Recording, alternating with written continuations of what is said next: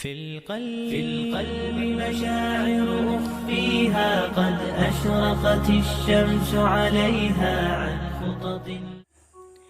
Hadis atau sunnah sebagai sumber ajaran Islam kedua setelah Al-Quran.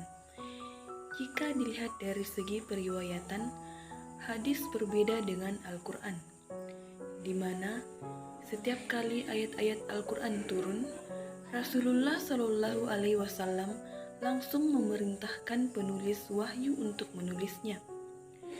Sementara tidak demikian halnya dengan hadis.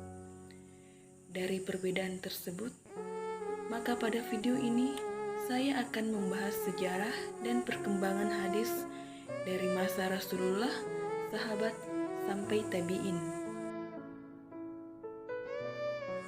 Pertama, hadis pada masa Rasulullah Shallallahu Alaihi Wasallam.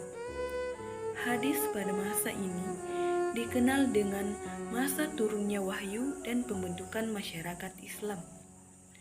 Keadaan seperti ini menuntut keseriusan dan kehati-hatian para sahabat sebagai pewaris pertama ajaran Islam. Wahyu yang diturunkan Allah dijelaskan Nabi melalui perkataan, perbuatan, dan takrirnya. Sehingga apa yang didengar dan disaksikan oleh para sahabat merupakan pedoman bagi amaliyah dan ubudiyah mereka. Rasulullah Shallallahu Alaihi Wasallam juga memerintahkan kepada para sahabatnya untuk menghafal, menyampaikan, dan menyebarluaskan hadis-hadis. Nabi sendiri tidak hanya memerintahkan, namun beliau juga menjanjikan kebaikan akhirat bagi mereka yang menghafal hadis dan menyampaikannya kepada orang lain.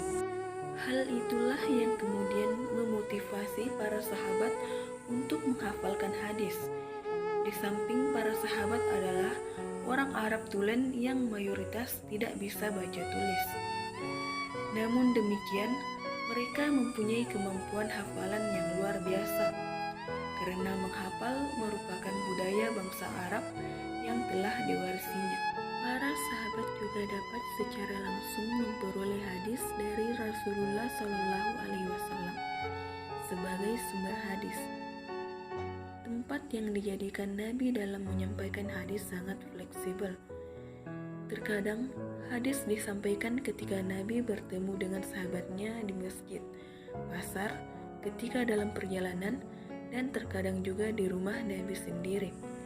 Selain itu, ada beberapa cara Rasulullah Shallallahu Alaihi Wasallam menyampaikan hadis kepada para sahabat, yaitu pertama, melalui majelis ilmu, yakni tempat pengajian yang diadakan oleh Nabi Muhammad Shallallahu Alaihi Wasallam untuk membina para jamaah.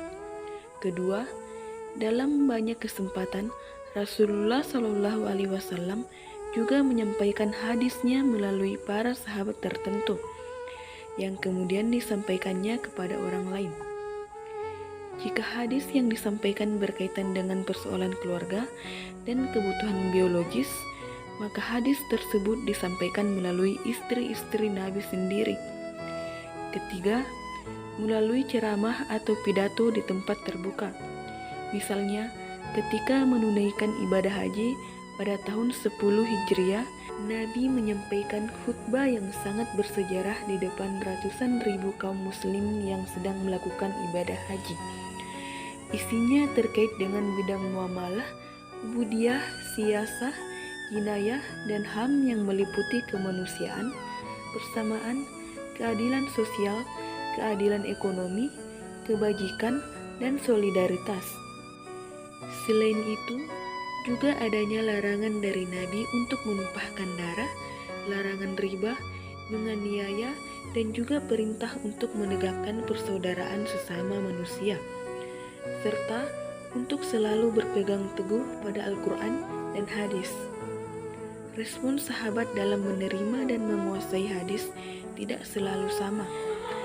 Hal tersebut disebabkan oleh beberapa hal, yaitu adanya perbedaan di antara mereka dalam soal kesempatan bersama Rasulullah Shallallahu Alaihi Wasallam, dan juga soal kesanggupan bertanya pada sahabat lain, serta Berbedanya waktu masuk Islam dan jarak tempat tinggal dari masjid Rasulullah Shallallahu Alaihi Wasallam. Ada beberapa sahabat yang tercatat sebagai sahabat yang banyak menerima hadis dari Rasulullah. Misalnya, para sahabat yang tergolong kelompok As-Sabiqun al-Awwalun, yaitu Abu Bakar, Umar bin Khattab, Utsman bin Affan, dan Ali bin Abi Thalib. Dan Ummahat al-Mukminin, yaitu Siti Aisyah dan Ummu Salamah.